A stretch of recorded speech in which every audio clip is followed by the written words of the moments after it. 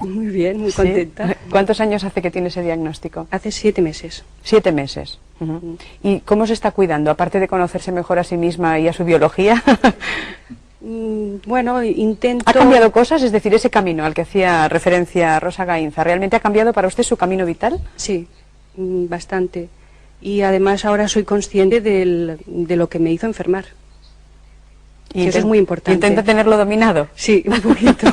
Por lo menos... No sé si voy a volver a caer, pero vamos, intentaré que no. Bueno, usted hará los posibles porque... Haré los posibles para que no pase. ¿Ha sido importante su entorno? Muchísimo. Ha tenido una ayuda familiar increíble, muy bien, un apoyo con todas las personas relacionadas con la nueva medicina, muy importante.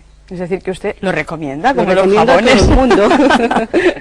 Le agradezco que nos haya visitado esta mañana. Gracias. Ilse Gebele la conocieron en el programa anterior, es terapeuta, y ella tenía mucho interés en volver a remarcar la importancia que tiene dejar a nuestro cerebro en libertad, ¿no? Sería quizás la palabra, para que realmente pueda reaccionar y colaborar en ese proceso de curación a los que ha hecho referencia el doctor Hammer. Es decir, que las drogas que intentan paliar el dolor y sobre todo hacer perder la conciencia de ese dolor son las que usted intenta, con los enfermos que trata, intenta dejar de lado, ¿no? O que ellos quieran voluntariamente dejar de lado. Sí, es muy importante hablar del tratamiento del dolor. Podemos salvar muchas vidas. La medicina ortodoxa utiliza para el tratamiento del dolor sobre todo la morfina o derivados opiáceos. Y la nueva medicina dice un no rotundo al empleo de esto. Se entiende perfectamente. La morfina bloquea la natural tendencia del cerebro a curarse, cambia las oscilaciones cerebrales, hace que la gente sea apática, abúlica y no puede resolver realmente su conflicto. Así que la nueva medicina dice que no, y realmente nuestros pacientes no necesitan tanta morfina como se piensa generalmente. Pero usted sabe, perdón, usted sabe, señora Gebele, que muchas personas dicen es que yo no soporto el dolor, no tolero el dolor. Quizás cada persona tenga un umbral de resistencia al dolor distinto, pero también hay una forma un poco, dijéramos, mental, ¿no?, de enfrentarse a ello. Pero si el dolor va asociado al miedo y al pánico, miedo y pánico al cáncer y a la muerte, se agrava enormemente.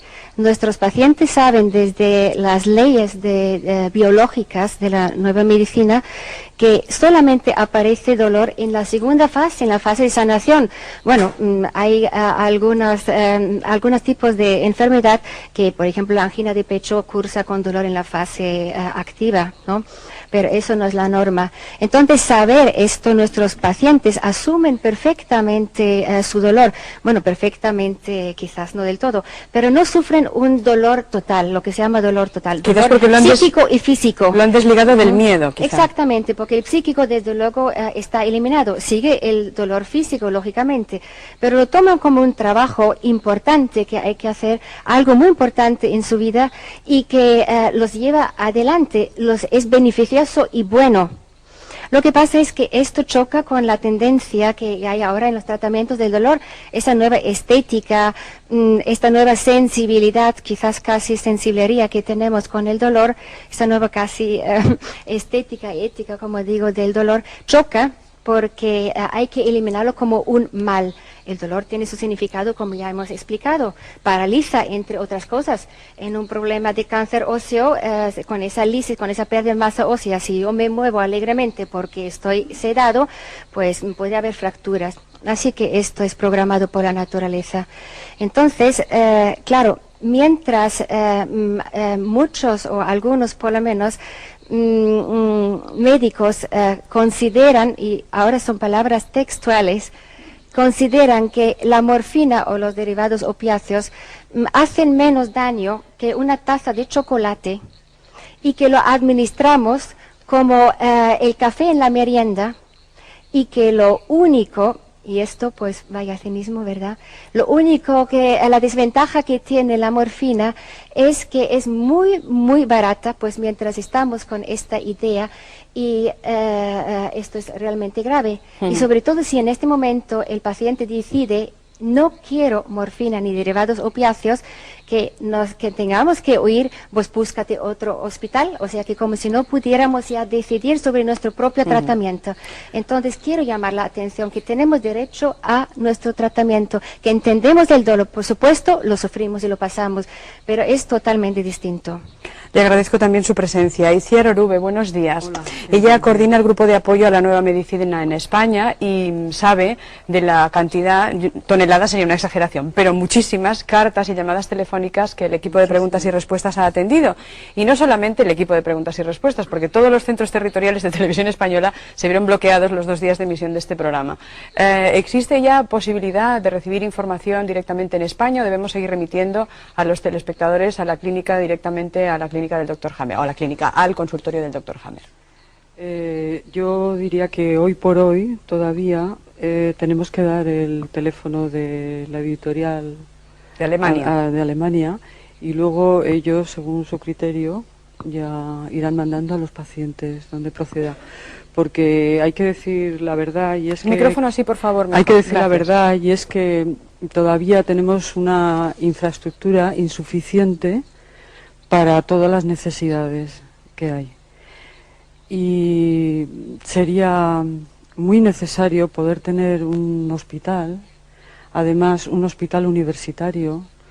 Creo que sería un deber del gobierno ofrecer un hospital universitario a una medicina sin hipótesis, a una medicina científica, y además universitario para que se pudiera beneficiar pues toda la gente, no solamente los ricos, que sería en caso de un hospital privado. Pero ¿no? se está hablando de España, supongo que esa misma petición se podría hacer a nivel internacional. Claro, pero bueno, cada uno que lo haga en su sitio. Nosotros ya nos estamos agrupando, ya somos muchos, la verdad que estamos agrupándonos para empezar por lo menos reivindicando que se nos trate con la medicina que queramos.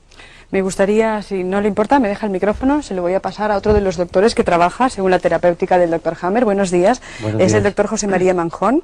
Yo no sé si es fácil o difícil en estos momentos compaginar este tipo de tratamientos con la tendencia general o el conocimiento que se tiene en general sobre las enfermedades y sobre el cáncer, sobre la muerte incluso. De alguna manera ha salido, ¿no? De una forma velada en la conversación con la señora Gebele. Sí, bueno, actualmente el problema que plantea la nueva medicina es que hay una concepción del paciente de que necesita tomar algo. Claro. O sea agua bendita o sea lo que sea. Entonces, a veces en la nueva medicina se utilizan también sustancias. O sea, no es que no se usa nada.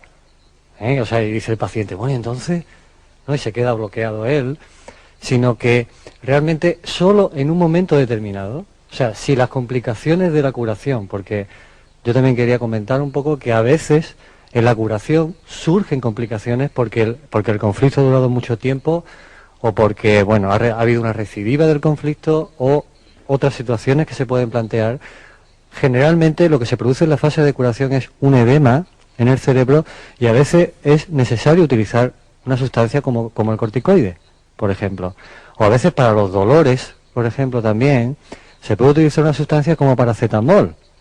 O sea, que que todo el mundo puede conseguirlo. Es decir, que hay armas que no interfieren demasiado y que pueden ser útiles. Sí, el problema fundamental es no solo que el paciente lo entienda, el entorno familiar, el entorno médico, porque claro, él va a su médico y le dice, pues no sé, y viene, por ejemplo, a la nueva medicina y le explica otra cosa, porque en realidad para el cáncer lo que existe actualmente es una pseudoterapia, no es una terapia, es una pseudoterapia paliativa, o sea, y de hecho te dicen, esto es para paliar el dolor, para paliar...